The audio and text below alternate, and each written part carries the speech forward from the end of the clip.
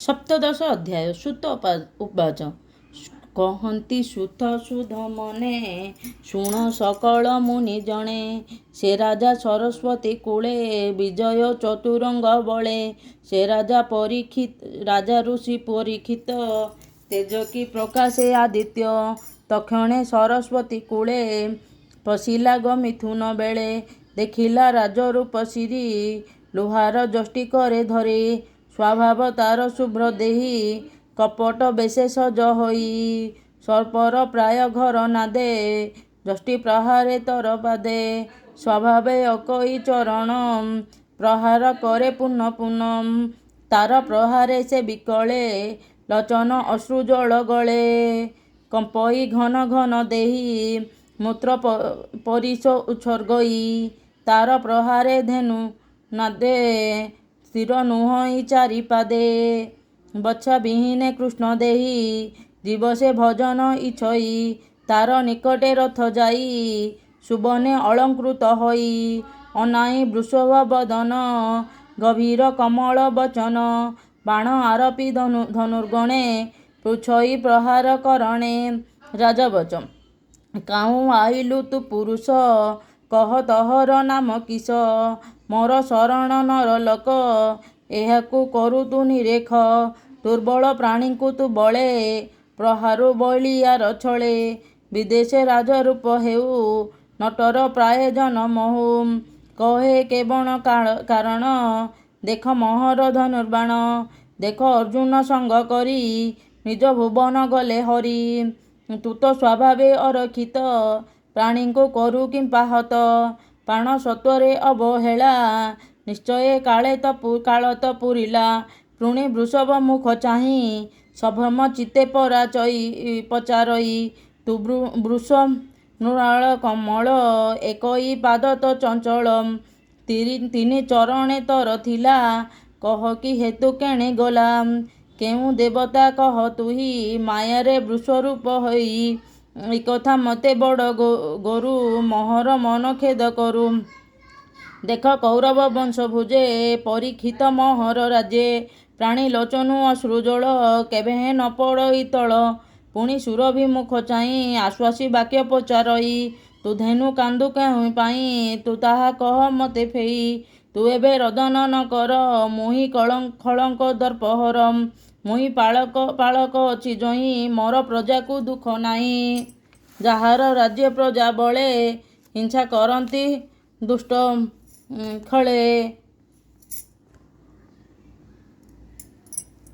ତା ଯେବେ ରାଜା ନ ମଣଇ, ତାର ରାଜତ୍ୱ ଯଶ କାହିଁ। ରାଜାଙ୍କ କୁଳ ଧର୍ମ ହେଇ, ନିଶ୍ଚିନ୍ତେ ପ୍ରଜାଙ୍କୁ ପାଳଇ। ଏଣୁ ଏହାକୁ ବଧ କରି, ଧର୍ମ ଅଧର୍ମ ନ ବିଚାରି। ତୋର ରକ୍ଷଣେ ଏ କାରଣ, ଭବୃଷ ସାବଧାନେ ଶୁଣ। ତୋହର ଚାରିପାଦ ଥିଲା, ତିନି ଚରଣ କେଣେ ଗଲା। ସୁରଭି ମୁଖ ଚାହିଁ ପୁଣି, ତୋହର ଚାରିପାଦ ଥିଲା, ତିନି ଚରଣ କେଣେ ଗଲା। ସୁରଭି ମୁଖ ଚାହିଁ ପୁଣି, କହଇ ନୃପ ଚୂଡ଼ାମଣି। ଭବୃଷ ଶୁଣ ମୋର ବାଣୀ, ତୋ ଦୁଃଖ କହ ମତେ ପୁଣି। କୃଷ୍ଣ ସେବକ ବନ୍ଧୁ ଯେତେ, ତାହାଙ୍କ ଚିତ୍ତ ଏ ଜଗତେ। ଧର୍ମ ନ ସହେ ମହି ତଳେ, ଯେ ସାଧୁ ଅଟେ ସର୍ବକାଳେ। ତୋହର ବିରୂପ ଶରୀର, ପାଣ୍ଡବ ବଂଶେ ଏ ଦୁଷ୍କର। ନିର୍ଦ୍ଦୋଷ ପ୍ରାଣୀଙ୍କୁ ଯେ ହିଂସେ, ସେ ଅପରାଧୀ ଆତ୍ମନାଶେ। ମୁହିଁ ତାହାର ଭୁଜ ଦୁଇ। ନିର୍ଦ୍ଦୋଷ ପ୍ରାଣୀଙ୍କୁ ଯେ ହିଂସେ, ସେ ତୋହର ବିରୂପ ଶରୀର, ପାଣ୍ଡବ ବଂଶେ ଏ ଦୁଷ୍କର। ନିର୍ଦ୍ଦୋଷ ପ୍ରାଣୀଙ୍କୁ ଯେ ହିଂସେ, ସେ ଅପରାଧ ଆତ୍ମନାଶେ। ମୁହିଁ ତାହାର ଭୁଜା ଦୁଇ, ଛେଦଇ ଯେବେ ଦେବ ହୋଇ। ରାଜା ପ୍ରହାର ଧର୍ମ ଏଇ, ନିଶ୍ଚିନ୍ତେ ପ୍ରଜାଙ୍କୁ ପାଳଇ। ସ୍ୱଧର୍ମେ ପାଳେ ବସୁନ୍ଧରି, ଖଳ ଚୌର୍ଯ୍ୟ ଯେ ନିବରି। ଏ ଚାରି ବନ ଏ ଜଗତେ, ସ୍ୱଧର୍ମ ଛାଡ଼ି ଅନ୍ୟ ପଥେ। ତାହାଙ୍କ ଗର୍ବ ଯେତେ ହରେ, ସେ ରାଖା ସୁଖେ ରାଜ୍ୟ କରେ। ରାଜାର ବାକ୍ୟ ଶୁଣି ତ ସେ, ଧର୍ମ କହନ୍ତି ପ୍ରେମ ହାସ୍ୟେ। ଧର୍ମବାଚ। ପାଣ୍ଡବ ବଂଶେ ଏ ବେଭାର, ଆରତ ପ୍ରାଣୀ ଭୟଙ୍କର। ଯାହାର ଗୁଣେ ଗୁଣ ହରି, ସାରଥି ଦୃଢ଼ ପଣ କରି। ପ୍ରାଣୀଙ୍କ କ୍ଲେଶ ବୀଜ ଯେତେ, ପ୍ରକାଶ ହୋଇ ଯାର ଚିତ୍ତେ। ସେ ବାକ୍ୟ ଭେଦ ବିମୋଚନ, ତାହାକୁ ବୋଲି ସାଧୁଜନ। ସେ ଆତ୍ମା ଜ୍ଞାନେ ମନ ଧରେ ଆତ୍ମାର ବିକଳ୍ପ ବିଚାରେ କେବଲେ ଦେବ ମାୟା ବଳ କେବଲେ କର୍ମର ଏ ଫଳ କେବଲେ ସ୍ୱଭାବ ଏହାର ବ୍ରହ୍ମା ଶଙ୍କରେ ଅଗୋଚର ତର୍କି ନ ପାରେ ଯାର ମନେ ଏହା କି କହିବ ବଚନେ ଏ ଆଦି ଯେ ବୁଦ୍ଧି ବୃତ୍ତାନ୍ତ ତୁ ରାଜା ମନେ ଏହା ଚିନ୍ତ ଏମନ୍ତ ଧର୍ମ ମୁଖୁ ଶୁଣି ସେ ରାଜା ମନେ ମନେ ଗୁଣି ମନରୁ ଖେଦ ଦୂର କଲା ସ୍ୱରୂପ ଧର୍ମକୁ ଦେଖିଲା ଦେହେ ଉତରି ଅକ୍ଷମାଳ କଟିରେ ଅଜିନ ଦୁକୁଳ ଲମ୍ବେ ସୁନ୍ଦର ଚାରି କର ଶିରେ ସଭଇ ଜଟା ଭାର ତନୁ ଶଶାଙ୍କ ବପୁ ଗଞ୍ଜେ ଶ୍ରୀବଛ ଚିହ୍ନ ହୃଦ ସାଜେ ଜେସନ ଜଡ଼ିତ ତରାସ ରାଜା ଦେଖିଲେ ସୁପ୍ରକାଶ ରାଜାଙ୍କୁ ସ୍ୱରୂପ ଦେଖାଇ ସେ ବୃଷ ଭଗ୍ନ ପାଧେ ରହି ସେ ରାଜା ଦେଖି ନିଜ ରୂପେ ଚିତ୍ତ ପ୍ରକାଶ ଜ୍ଞାନ ଦୀପ ସେ ରାଜା ଦେଖି ନିଜ ରୂପ ଚିତ୍ତ ପ୍ରକାଶ ଜ୍ଞାନ ଦୀପ କପାଳେ ଦେଇ ବେନିକର ଧର୍ମକୁ କହେ ନୃପବର ରାଜା ବଧର୍ମ ଧର୍ମ କଥା କହୁ ଧର୍ମ ବୃଷଭ ରୂପ ବହୁ ଧର୍ମ ଅଧର୍ମ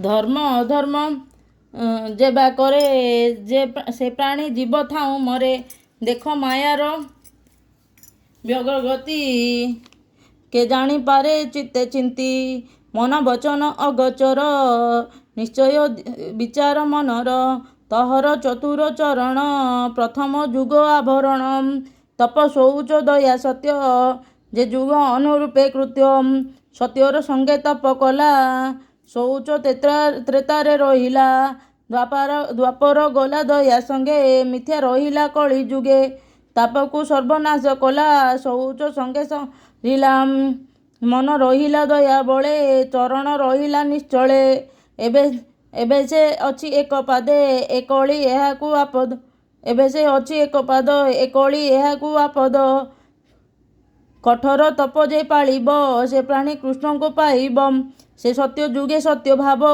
ଏ କଳି ଅନ୍ତେ ପ୍ରକାଶିବ ହେ ଭୂମି ଭରା ଭର ହରି ଶ୍ରୀକୃଷ୍ଣ ଗଲେ ଅପସରି କୃଷ୍ଣର ପାଦ ପଦ୍ମରେଖ ଯେତେ କୃତ୍ୟ କୌତୁକ ପବିତ୍ର ସୁନ୍ଦର ଶରୀର ଦେଖି ଆନନ୍ଦ ସୁରନର ସେ ହରି ଛାଡ଼ି ଗଲେ ଯେବେ ଦେଖ ଏହାର ଦୁଃଖ ଏବେ ଦୁର୍ଭାଗୀ ପ୍ରାୟ ଅଧମୁଖୀ କାନ୍ଦଇ ଅତି ଦୁଃଖେ ଦୁଃଖୀ ପାପିଷ୍ଟ କ୍ଷୁଦ୍ର ଦୁର୍ଭାଗୀ ପ୍ରାୟ ଅଧମୁଖୀ କାନ୍ଦଇ ସେ ହରି ଛାଡ଼ି ଗଲେ ଯେବେ ଦେଖ ଏହାର ଦୁଃଖ ଏବେ ଦୁର୍ଭାଗୀ ପ୍ରାୟ ଅଧମୁଖୀ କାନ୍ଦଇ ଅତି ଦୁଃଖେ ଦୁଃଖୀ ପାପିଷ୍ଟ କ୍ଷୁଦ୍ରଘାତୀ ଯେତେ ସର୍ବେ ଭୁଞ୍ଜିବେ ମିଳି ମତେ ଏ ରୂପେ ଧର୍ମ ବସୁନ୍ଧରୀ ବାକ୍ୟ ବଧନେ ବଶ କରି ତୀକ୍ଷ୍ଣ ଖଡ଼୍ଗ ଧରି ହସ୍ତେ ମିଳିଲା କଳିର ଅଗ୍ରତେ ଅଧର୍ମ ହେତୁ ବଳେ ମାରି ମୁହିଁ ପାଳିବି ବସୁନ୍ଧରୀ ହେମନ୍ତ ଶୁଣିତ ବଚନ ପଡ଼ିଲା ନୃପତି ଚରଣ ପ୍ରାଣ କାତରେ ଉଦ୍ବେଗେ ପଡ଼ିଲା ରାଜା ପାଦ ଯୁଗେ ସେ କଳି ପ୍ରାଣର ବିକଳେ ପାଦ ପଡ଼ିଲା ସେତେବେଳେ ଦେଖିଣ କଳିର ବିକଳ ସ୍ୱଭାବେ ମେଦିନୀ ବଛଳ ତାର ବିକଳ ମୁଖ ଦେଖି ଖଡ଼୍ଗ ଭୁଜେ ହୃଦେ ରୋଗୀ ଦଶନ ଛନ୍ଦି ଅଷ୍ଟେ ଧରି କଳକି କହେ ରସ ଭରି ପରୀକ୍ଷିତ ବାଚ ତୁ ଯେ ଅଞ୍ଜଳି ଶିରେ ଧରି ପାଦେ ପଡ଼ିଲୁ ଭୟ କରି ଅର୍ଜୁନ ବଂଶେ ଜନ୍ମ ଯେତେ ତାହାଙ୍କୁ ଭଜୁ ନାହିଁ ଚିତେ ଅଧର୍ମ ବନ୍ଧୁ ତୁ ସ୍ୱଭାବେ ମୋର ବଚନ ଶୁଣ ଏବେ ମୋହର କ୍ଷେତ୍ରରେ ପଶିବୁ ଯେବେ ଜୀବନେ ତୁ ବର୍ତ୍ତିବୁ ତୁ ହିଁ ଜହିଁ ଥିବୁ ରାଜା ଘରେ ଅଧର୍ମ ଯୁଥ ତୋ ସାଙ୍ଗରେ ଲୋଭ ଅନର୍ଥ ଚୌର୍ଯ୍ୟ କର୍ମ ଏ ଆଦି ଶ୍ରେଷ୍ଠ ଯେ ଅଧର୍ମ ଦମ୍ଭ ଦୁର୍ଜନ ଆଚରିତେ ମାୟା କଳହ ମୋହ ଯେତେ ତୋହର ସଙ୍ଗେ ଥାନ୍ତି ଯେତେ ପୁର ଥିବୁ ତୁ କେମନ୍ତେ ସେ ପ୍ରାଣୀ ଥିବ ସତ୍ୟ ଧର୍ମେ ତହିନ ପଶିବୁ ସମ୍ଭ୍ରମେ ଏ ବ୍ରହ୍ମା ବର୍ତ୍ତେ ଯେତେ ଜନ ବ୍ରାହ୍ମଣ ଆଦି ଚାରି ବର୍ଣ୍ଣ ଆଗମ ନିଗମ ପ୍ରମାଣେ ଯଜ୍ଞ ସମ୍ପାଦି ସେ ବ୍ରାହ୍ମଣେ ହରି ଚରଣେ ପୂଜା କରି ଯେଣେ ସନ୍ତୋଷ ନର ହରି ସ୍ଥାବର ଆଦି ଚାରି ଦେହେ ବାହ୍ୟ ଅନ୍ତରେ ବ୍ୟାପୀ ରହେ ସେ ହରି ପୂଜା କରେ ଯହିଁ ତହିଁ ପ୍ରବେଶ ତୋର ନାହିଁ ଏ ଧର୍ମ ତୋହର ପ୍ରମାଣ ଏଥକୁ ସାକ୍ଷୀ ନାରାୟଣ ଶୁଣି ଯେ ରାଜାର ଉତ୍ତର କଳି କମ୍ପଇ ଥରହର ଉଚ୍ଚେ କମ୍ପାଇ ଆସିବର ତେଜେ କମ୍ପନ୍ତି ଦଣ୍ଡଧର ଏମନ୍ତ ରାଜା ମୁଖ ଚାହିଁ କହି ଶିରେ କର ଦେଇ କଳିରୁ ବାଚ। ରାଜା ତୋହର ଚରଣେ ଥିବି ମୁଁ ଆଜ୍ଞାର ପ୍ରମାଣେ। ତତେ ଦେଖାଇ ମୋର ପଛେ ଖଡ୍ଗ ହସ୍ତେ ତୁ ପ୍ରତ୍ୟକ୍ଷେ। ତୁ ଧର୍ମ ପ୍ରାଣୀଙ୍କ ଈଶ୍ୱର ବିଚାରି ମତେ ସ୍ଥାନ କର। ଯହିଁ ନିଶ୍ଚିନ୍ତେ ଥିବି ମୁହିଁ ତୋହରି ଆଜ୍ଞା ଶିରେ ବହି। କହନ୍ତି ସୁତ ତୋ ସମନେ ଶୁଣ ସକଳ ମୁନି ଜନେ। କଳି ବଚନ ଶୁଣି ହସି ସନ୍ତୋଷ ଚିତ୍ତେ ରାଜ ଋଷି। ଚାରି ପ୍ରକାର ସ୍ଥାନ କଲା ନୀତି ଅଧର୍ମ ଯହିଁ ମେଳା। ଦ୍ୟୁତ କାମିନୀ ମଦ୍ୟପାନେ ପ୍ରାଣୀ ମାରଣ ଯେବସ୍ଥାନେ। ଶୁଣି କହଇ କଳି ଯୁଗ ମୋର ଏ ସ୍ଥାନ ଚାରି ଭାଗ। ମୁଁ ତହିଁ ଥିବି ନିରନ୍ତରେ ପଞ୍ଚମ ଭାଗ ଦିଅ ମୋରେ। କଳିର ବାକ୍ୟ ଶୁଣି ଚିତ୍ତେ ସୁବର୍ଣ୍ଣ ଦେଲା ତାର ହସ୍ତେ। ଏ ପଞ୍ଚ ସ୍ଥାନ ପଞ୍ଚ ଗୁଣେ ବ୍ରାହ୍ମଣେ ସାବଧାନ ଶୁଣ। ଏ ପଞ୍ଚ ସ୍ଥାନ ପଞ୍ଚ ଗୁଣ ବ୍ରାହ୍ମଣେ ସାବଧାନ ଶୁଣ। ମିଥ୍ୟା ବସାଇ ଦ୍ୟୁତ ମଧ୍ୟେ କାମ କାମିନୀ ମଦ ସାଧ୍ୟେ। ପ୍ରାଣୀ ମାରଣେ ରଜଗୁଣ ସୁବର୍ଣ୍ଣ ମଧ୍ୟେ ରିପୁ ଗଣ। ଏ ପଞ୍ଚ ସ୍ଥାନ ତାର ଦେଲା ଯହିଁ ଅଧର୍ମ ସଂଘ ମେଳା। ତକ୍ଷଣ ରାଜାର ବଚନେ କଳି ବସିଲା ପଞ୍ଚ ସ୍ଥାନେ। ପ୍ରଣମୀ ଅଭିମନ୍ୟୁ ବଳା କଳି ଯୁଗକୁ ସ୍ଥାନ ଦେଲା। ସେ ଧର୍ମଶୀଳ ଜନେ ମେରୁ ସ୍ୱଭାବେ ଲୋକପତି ଗୁରୁ। ତପ ଶୌଚ ଦୟା ତିନି ବୃଷଭ ପଦେ ଏଣେ ମାନି। ନିଜ ବିଷୟର ପାଳନେ ବର୍ତ୍ତିଲା ଏ ଚାରି ଚରଣେ। ସ୍ୱଭାବେ ସ୍ୱଧର୍ମ ପାଳନେ ରାଜା ଉଚିତ ଏ ପ୍ରମାଣେ। ଧର୍ମନନ୍ଦନ ଧରି କଳେ ତପେ ଅରଣ୍ୟ ଯିବା କାଳେ। ଏମନ୍ତ ଶିକ୍ଷା ତାକୁ ଦେଇ ସ୍ୱର୍ଗ ଚଳିଲେ ପାଞ୍ଚ ଭାଇ। ସେହି ପ୍ରକାରେ ମନେ ଗୁଣି ଧୀରେ କୌରବ ଶିଖାମଣି।